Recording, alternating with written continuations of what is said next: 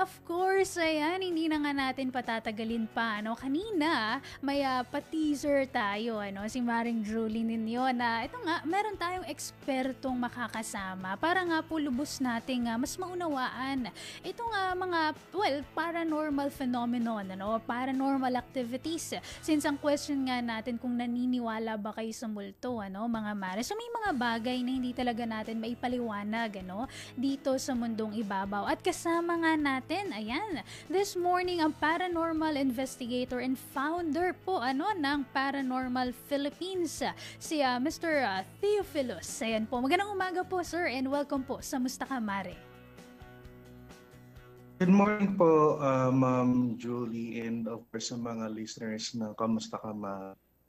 Ayan, good morning po, Sir, and kung tama po ang pronunciation ko, Theophilus, ayan po, Please feel free to correct me, yes, sir. Po. Ayan, and, ayan po, syempre, hindi na po natin patatagalin pa, sir, Syempre, para sa kaalaman ng lahat, ano po ba ang kahulugan nitong paranormal activities o paranormal phenomenon?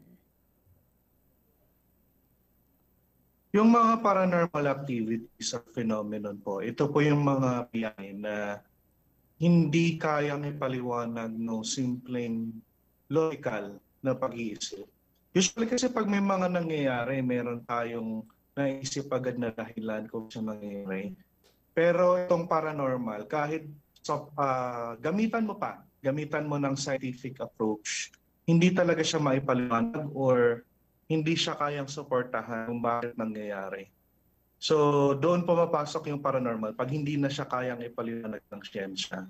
Ayan. So, I believe marami sa atin, mga kumare at kumpare na madalas marinig itong ang tinatawag natin na paranormal activities. And maraming salamat, sir, dito nga po sa paliwanag ninyo. Well, siguro, in a short, ayan, base nga sa sinabi sa atin ni Sir Theophilus, ito nga ang mga paranormal activities, mga mare, ay yung mga bagay na hindi na natin maaabot, ng explanation man or anything. And I believe, sir, di ba, itong paranormal activities, napakalawak po nito. Yung mga paranormal phenomenon, hindi lang siya kasi parang sa atin po, sa mga Pinoy, pag sinabing paranormal activities, kaugnay palagi ang multo, nakakatakot. I believe hindi lang siya doon na yung scope niya, sir, tama ho ba? Mas malawak pa dito. Yes po. In fact, ang paranormal, pwede siyang relate sa lahat ng subjects, no? Like for example po, Ma'am Julie, yung sa pagluluto, hindi natin naisip na pwede palang mapasukan ng paranormal yan. Kasi yan ay related sa pangkukulam. Halimbawa, yung paggawa ng mga potion, gayuma, napaka-wide nung topic ng paranormal. At hindi lang siya sa pagluluto, merong mga tinatawag na conspiracy theories na parang related din sa paranormal na parang sabihin natin connected sa mga famous icons. Pwede nating maipasok dyan ng art, may paranormal din dyan. Ang witchcraft, for example, is a form of an art. Kaya lang hindi siya siyempre accepted ng science. And yung astronomy, astrology, yung pagbabasa ng mga yung zodiac signs, no? Related din yan sa paranormal, yung pagbabasa ng palad, yung pagmamasahe, panggagamot, napakalawak talaga ng paranormal. Hindi lang po siya laging tungkol sa mga multo or aswang.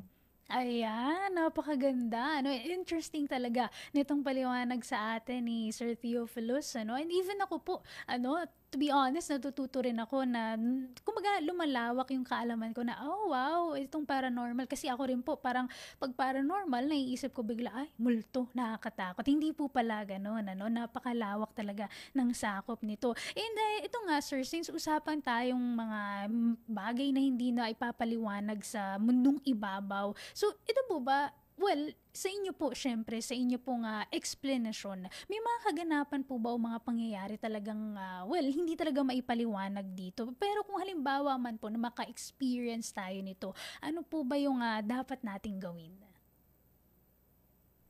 Um, Usually, ang nagiging advice ko po sa mga ganyan is tayo ang mag-initiate para alamin kung bakit nangyari ito. So sabi ko nga, magiging paranormal lang yung sitwasyon kung walang explanation, walang scientific explanation or logical explanation. So, halimbawa, na-find out natin na, oh, parang hindi na normal tong nangyayari. Siguro kailangan na natin ng tulong ng mga may alam. So, saka na ilalapit doon sa mga may alam sa paranormal investigation or researcher. And kami naman yon, kumbaga ilalapit nyo sa amin, kami naman yung sunod na mag-observe or mag-investigate. And then, gagawin natin yan ng karampatang lunas. Kapag nakitaan natin na kaya namang i-resolve yan sa ilang oras lang o isang araw lang, wala nang kailangang follow-up. Pero usually kasi may mga follow-up, so parang bibigyan natin ng remedy. Katulad ng sa doktor, no? Binibigyan natin ng reseta, possible na findings, may mga follow-up na test. So, sa loob yan ng isang linggo or minsan ilang linggo or buwan. Tapos, magpa-follow up tayo, titingnan natin after few days or weeks or months kung ano yung result, kung ano yung mga proceedings, ano yung progress. Pag naging resolved naman siya, syempre wala na kailangang automatic na follow-up na processes. Pero kung nakitaan na mas lumala, saka natin ah, parang lulunasan ng mas advanced na investigation and findings and saka natin i-resolve ng yung mga occult na or mas advanced na ng mga processes para ma-resolve yung case ng paranormal. Ayan. So siguro ang pinakaaral po ano dito sa inyong sinabi, sir, kumbaga para sa mga taong nakakaranas nito nga mga bagay, Mm. pangyayari na hindi maipaliwanag dito nga po sa mundong ibabaw, nandiyan po kayo ano, ang mga eksperto tulad ninyong mga paranormal Mm. investigator para tulungan ano, yung mga siguro well, normal siguro, mga normal na mamamayan ano na tao na wala nga pong background. Kasi yung Mm. iba hindi ho ba parang pinangungunahan ng takot eh. Parang once na may makita, ma-feel, marinig na something na parang, well, ang term nga po siguro, 'di ba? Out of this world, 'di ba? Well, sinasarili. Kung hindi man sinasarili, siguro pagsasabihan yung mga kaibigan. Pero, well, makakatulong naman po yun, ano? Pero it would be more helpful, kumbaga, kung sa mga eksperto nga po na tulad ninyo lalapit. So, ayan, mga mare, Mm. mga pare, ano, atin po nga nalalaman ngayon na hindi kayo nag-iisa, kumbaga, ano? Kung meron kayong mga nafe-feel or anything, ayan po, ano, maaari tayong lumapit sa mga tulad nila Sir Theophilus para nga matulungan tayo. And ito sir, ano, curious din ng marami sa atin. Ito po bang mga nakakaramdam, nakakakita, nakaka-feel ng mga out of this world na mga kaganapan? Ito po ba ay natural or maaari po itong pag-aralan? Kasi I remember, 'di ba, meron pong mga tinatawag na third eye. Ayan po. Minsan may mga naririnig ako, natural daw lahat ng tao may third eye. Yung iba daw nakabukas lang, yung iba naman po nakasara lang. So that is the question po. Ano, natural po ba ito o napapag-aralan din? Actually, napag-aaralan siya in different ways, no? Dati, hanggang ngayon sa ibang bansa, pero dati dito sa Pilipinas wala na kasi. May mga kurso sa kolehiyo na pwedeng i-take na related sa quantum physics. Kasi ang quantum physics is a branch of paranormal din yan. Same as parapsychology, pseudoscience, or whatsoever. Ang quantum physics kasi more on parang absurd part ng physics na topic. And ang paranormal is still a branch of physics in some way. So may mga institution, lalo na sa UK, sa Great Britain, to be specific, na hanggang ngayon may kurso sila para doon. And then dito sa Pilipinas kasi hindi applicable yung ganun kasi nga walang institution. Although may mga agencies or hindi ko alam ang tawag doon, parang may mga private Mhm. or individual na mga groups na Organizations parang po. itinuturo ito na nagbibigay lang ng certificate. Mm. So like for example sa Cebu meron yan, pinangunahan ni Sir Will Ruiz, and dito sa Pilipinas sa pangunguna ni Jaime Licauco, one of our renowned parapsychologist dito sa Pilipinas. May mga schools sila na parang hindi man masyadong kinikilala pero nagbibigay sila ng certificate. And dito naman sa atin, usually may mga grupo na pinag-aaralan yan. May mga libro naman kasing guided, yung mga katulad natin. Katulad ng mga books nila Jaime Licauco, ni Rowell Ruiz, and yung ibang mga gurus or lecturers ng paranormal dito sa Pilipinas. So yung iba naman nag-aaral lang ng self-study. Hindi naman masama yun. Kahit pa paano naman meron namang knowledge na nakukuha. So madali lang dito sa Pilipinas bumuo ng paranormal groups. Ayan. Oo nga ho, no, sir. Kumbaga, dito kasi sa Pilipinas, even ako po, I have a few friends na interested talaga sa mga ganitong klaseng usapin. So, I was always wondering, and nasagot niya na nga po ang tanong, paano kaya yun? Kasi ang naririnig ko lang sa kanila, yun, nagbabasa sa internet, o di kaya bumibili ng mga libro na related nga po dito sa mga paranormal stuff, or kung ano man pong, yung mga kakaibang pangyayari, including yun nga po, ito rin yung mga tinatawag natin, yung mga zodiac signs, Since naalala ko lang po kasi meron akong friend na, yun nga, very interested siya sa mga ganung bagay. Pero nakakatuwa po, na malaman na mga maring, mga pare, kung kayo, yung mga listeners natin out there, interested pala kayo, sa ganitong klaseng bagay. Kumbaga, hindi siya something abnormal. Ayan, kasi iba sa atin, nakakalungkot isipin, di ba? Parang, ito ay isang bagay na hindi normal, kumbaga, hindi pangkaraniwan sa atin. So, parang nasi-stereotype po, So, nakakatuwang isipin na meron talagang mga institutions, may mga paaralan, na open sa ganitong klaseng talakayan or mga ganitong klaseng subject na pwede talagang pag-aralan. May nagtuturo ng mga professionals. And ito rin, sir, may nagpapatanong lang din po, ito pong mga spirit of the glass, ito mga spirit of the coin, totoo daw po ba ito? Oo naman. Kasi ang paranormal is, parang ang idea dyan is if you believe, no? The more na you believe, the more na mangyayari. Mhm. So ito yung parang nangyayari dito sa mga ganitong laro, yung Spirit of the Glass, Ouija board, Spirit of the Coin. Parang nandyan na yung belief ng mga naglalaro. Hindi man lahat, pero merong naniniwala dyan. Kaya the more sila nakakapag-attract ng mga spirits. Ito po ba, sir, ay maipapayo ninyo? Kumbaga kasi this is something na laro, kumbaga, hindi ho ba? Pero hindi siya yung pangkaraniwang laro na pwede mo lang basta-basta laruin. Maipapayo nyo po ba na pwede sa mga group of friends? Iba minsan kasi parang napapagkatuwaan, napapagtripan. Uy, tara, Spirit of the Glass tayo. Ito po ba ay something na pwedeng gawin ng kahit na sino lang? Or as long as may lakas ka ng loob, ganun po ba? Or hindi ka matatakutin, pwede po ba itong gawin? Ano pong masasabi niyo tungkol dito? Hindi namin nire-recommend kasi Mm. kahit kaming mga nasa occult o nasa advanced na part ng paranormal na mga grupo, hindi namin siya ginagawa kasi mayroong mga, kumbaga may mga result na side results na hindi natin ini-expect, lalo na daw sa mga walang alam. Mhm. So kung baga pag nilaro mo yun tapos wala ka namang alam, tapos may mga nangyari na hindi mo naman kaya i-handle, lalo na kung hindi mo naman kaya tapusin yung laro, pwedeng magkaroon ng negative impact doon sa mga players. Kaya hindi naman talaga nire-recommend kasi um, ang ano kasi yung mga ganyang laro is mas nakaka-attract yan ng ah, mga spirit na hindi natin ini-expect na sasali. Kumbaga meron tayong ini-expect na specific spirit na gusto natin kausapin, pero ang nangyayari is iba Hmm. yung natatawag natin most of the time. So hindi talaga namin recommended yan. Ayan, mga mare, mga pare, especially siguro sa mga medyo bata-bata pa nating mga tagapakinig, ayan.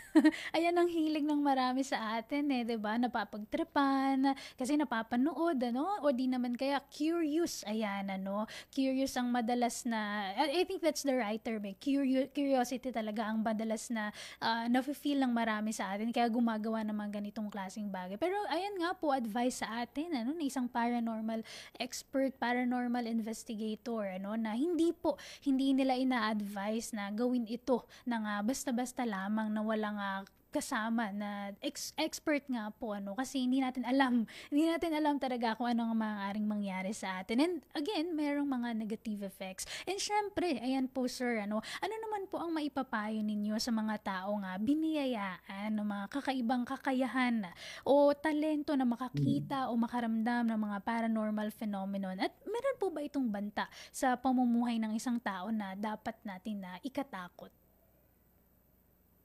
Hmm. Ang sa akin naman, para doon sa mga advice ko naman, both doon sa mga interested or possible na nakaka-experience na ng paranormal, let's start with those na interested pa lang. Mhm. Ang unang-una kong laging sinasabi sa mga taong interesado is be aware. Laging mag-iingat, and if it's possible, hindi na lang ituloy, lalo na kung walang guidance ng isang eksperto o isang sanay na sa ganong larangan. Kasi maraming possible na magiging outcome. Let's think about our mental being, our emotional being, our physical being, bago natin ipasok yung ganitong larangan. Kasi pwedeng magkaroon ng negative impact sa buong pagkatao natin na hindi natin maaayos ng mabilis, and possible pa na hindi natin talaga ma-resolve. So the only time na ina-advise namin ito is kung meron talagang necessity, lalo na doon sa mga may experience na ng paranormal, para naman i-guide sila doon sa mga taong may experience na gusto ng guidance namin. Nandito kami para hindi kayo mapahama, kami yung mag-guide sa inyo, kami yung magtuturo sa inyo, and kami yung magbibigay ng ideya sa inyo kung ano yung experiences ninyo. And in a way, kami rin yung mag-guide para maidala kayo sa tamang landas. Magamit ninyo yung na-experience ninyo and yung skills and abilities ninyo sa tama. Katulad nito, tayo nagbibigay ng awareness, tayo nagbibigay ng proper knowledge doon sa mga nangangailangan para hindi sila mapahamak. And madali lang naman kaming ma-reach out. May mga social media accounts naman kami. I-message nyo lang po kami para matulungan namin kayo. Ayan, napakaganda ng payo sa ating lahat ni Sir Theophilus. And ito po, pahabol na question lang din sir, since kasi tinatanong natin yung mga kumare at kumpare natin out there. May poll question kasi tayo sir, So yesterday we posted it. So ang katanungan kasi natin kung naniniwala ba sila sa multo. Pero sa inyong paliwanag ba sir, base sa isang eksperto po na tulad ninyo, ano po ba ang multo? Ano po yung pinagkaiba nito sa mga masasamang elemento, yung mga kwentong aswang, yung mga folklores nga po na ilan sa mga pinaniniwalaan din natin dito sa bansang Pilipinas. Ano po ang multo, sir? Ang mga multo is parang katulad lang din ng mga normal na bagay dito sa buhay natin. Kumbaga, ito ay mga excess energies sa katawan ng isang tao, buhay man o mapapatay na. Ang mangyayari kasi dyan, katulad ng mga kinakain natin, kailangan niyang ilabas, mga iniinom natin, kailangan niyang ilabas. Meron din tayong mga emotions or stress na kailangan nating ilabas. Kapag inilabas natin yan, yan ay mga latak na enerhiya. Yan yung lumilikha ng multo. So, ang multo hindi naman talaga dapat katakutan eh. Proper understanding lang. Nagiging nakakatakot lang siya kung hindi natin maunawaan, and yung cause ng multo is syempre brutal, like yung mga krimen. So, hindi natin pwedeng sabihin hindi totoo ang mga multo kasi totoo talaga siya in different ways. Kahit sabihin natin na ito ay likha ng ating mental, ito ay mga experiences na totoong nararanasan ng mga tunay na tao. Hindi natin ito pwedeng walang bahala, kasi unang-una, it's like we are not accepting yung experience ng ibang tao na hindi naman natin na-experience. At kung ma-experience man natin, hindi natin alam kung paano i-handle. Hindi rin naman tama na ma-reject tayo ng iba. So, it's proper understanding lang. Ang multo ay hindi katulad ng mga spirits or mga monsters na mga cryptids na katulad ng aswang. Yan yung mga aswang spirits, yan yung mga usual na dapat nating iwasan. Pero kung hindi naman tayo na-harm, katulad lang din ng buhay na tao, no? Kung hindi naman nakakaepekto sa atin, eh, syempre, mas magandang iwasan na lang natin sila, wag na lang natin pansinin, para na rin sa ikatatahimik ng ating buhay. Ayan, napakaganda. Sobrang interesting, Sir ano. Even ako parang nare-realize ko yung mga bagay-bagay, sir, sa mga sinasabi ninyo, Mm. ano. Kasi parang oo nga naman, kasi pag sinabi nating multo, parang palagi kasing, kumbaga, ang dami kasi, sir, nating pinaniniwalaan dito sa Pilipinas, ano. Kanya-kanya, may aswang, Mm. ito nga po, multo. But as you have mentioned, ano, iba po pala ito sa mga, ito nga, yung mga spirits pa na Yes. tinatawag natin Mm. and other creatures na meron din tayo dito sa ating bansa. Pero ayan, sobrang interesting, sir. So sana mapahaba pa natin ito. But ayan po, medyo kabus tayo sa time. So ito na lang, sir. Ano, may panghuling mensahe po ba kayo para sa ating lahat, para sa publiko, and of course, para sa mga nais pong mas lubos pang maunawaan ang ating diskusyon? Saan po kayo, sir, maaaring makontakin? Ito na rin po ang pagkakataon ninyo nga i-promote, Mm. sir, itong Paranormal Philippines. Mm. Ayun lang, madali lang naman kami ma-reach out. Siyempre, I want to thank everyone na nakikinig ngayon. Both ng mga followers natin sa Paranormal Philippines and ng mga bagong listeners and sa mga solid supporters dito sa Musta Ka Mare.